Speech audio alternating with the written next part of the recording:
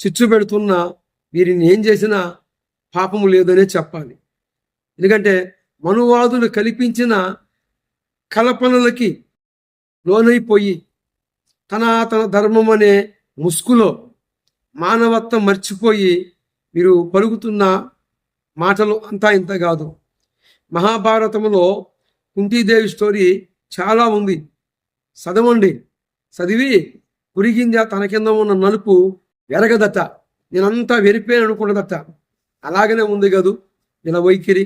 దయచేసి యేసు ప్రభు వారు సృష్టికర్త, ఆయన పరిశుద్ధుడు, పవిత్రుడు, ఆయనలో మచ్చనము లేదు, లోపము లేదు. కానీ బైబిల్ గ్రంథంలో ఉన్న మనుషుల్లో లోపాలు ఉన్నాయి. అందుకే మానవ జాతి అంతటిని రక్షించడానికి, నశించిపోతున్న దానిని వెతికి రక్షించడానికి మనిషి కుమారుడుగా సృష్టికర్తే ఈ లోకానికి వచ్చారు. ఇకనైనా మారండి, మార్పు చెందండి. ఇలాంటి మూర్ఖులు లేక అజ్ఞానులు అంధకారంలో కూర్చొని చీకటినే చూసి నిజమైన వెలుగని భ్రమపడుతున్న ఇలాంటి మూర్ఖుల మాటలు నవ్వద్దు. ఏమండి, ఒకసారి దృష్టించి ఒకసారి శ్రద్ధగా ఆలోచించండి. మనువాదులు చేసిన నాటకాలు, మనువాదులు ఆడిన డ్రామాలు, మనువాదులు చేసిన అన్యాయమైన చర్యలు, ఘోరమైన చర్యలు, స్త్రీలని ఎంత నీచంగా చూశారో ఈ మనువాదులు. ఏమండి, చరిత్ర ఇచ్చిన సాక్ష్యం చూశారా? మనువాదులు దేవుళ్ళు చేసిన మానభంగాలు అంతా ఇంత కాదు, దుర్మార్గ చర్యలు. ఇవన్నీ కూడా భూస్థాపన కావాలి. స్త్రీలని గౌరవించాలి. ఈరోజు మరి కుంతీదేవిని ఎందుకు నువ్వు అలాగా మాట్లాడావంటావేమో, నేను చెప్పలేదు. మహాభారతంలో కుంతీదేవి ఉదయాన్నే లేచి సూర్యునికి నమస్కరిస్తుంది, ఒక మంత్రం పలికింది అని చెప్పబడి ఉంది. ఆమెని సమీపించి ఆమెని గర్భవతి చేసిన తర్వాత పుట్టిన సూర్యుడిని ఆమె పారేసిద్ది అని రాయబడి ఉంది.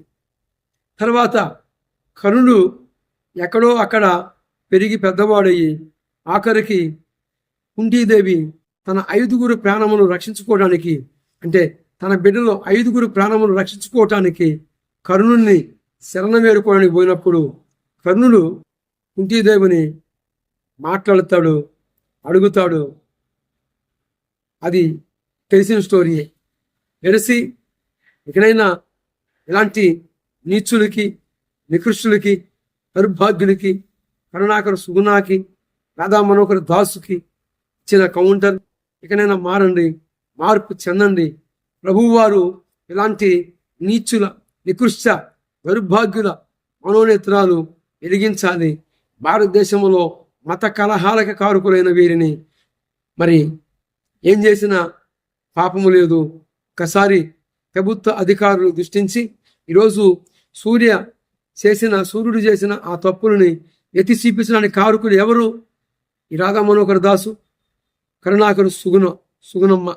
ఎందుకంటే వీరు ఉదయం లేచిన కాడ నుంచి బైబిల్ గ్రంథాన్ని దూషిస్తున్నారు. కొన్ని కోట్ల ప్రజలు ఆరాధనీయుడైన ప్రభువు యేసుక్రీస్తు వారిని దూషిస్తూ ఉన్నారు. ఈ నేపథ్యంలోనే మనువాదులు చేసిన దేవతలు, దేవుళ్ళు చేసిన దుర్మార్గ చర్యలు కనుక పూర్వములో చూస్తే మనుషుల్ని ఎంత ఘోరంగా చూశారో ఈ మనువాదులు. చూశారా? మూఢ ఆచారాలను కల్పించి మానవత్వం మర్చిపోయి సతీ సగమనం చేశారు. ఈరోజు ఆ మూఢ ఆచారాల నుండి విడిపించిన వారు ఎవరంటే దేవుణ్ణి నమ్ముకున్నవారు. సృష్టికర్త అయిన ప్రభువుని యేసుక్రీస్తు వారు తన దాసులని, సేవకుల్ని పంపిస్తే మన భారతదేశం వచ్చి మన భారతదేశంలో ఉన్న ఈ మూఢ ఆచారాలని తొలగించి ఈరోజు అమ్మమ్మ, నానమ్మ ఉన్నది అంటే ఎవరి భాగ్యం అంటే ఈరోజు ప్రభువుని యేసుక్రీస్తు వారి భాగ్యం అని చెప్పాలి.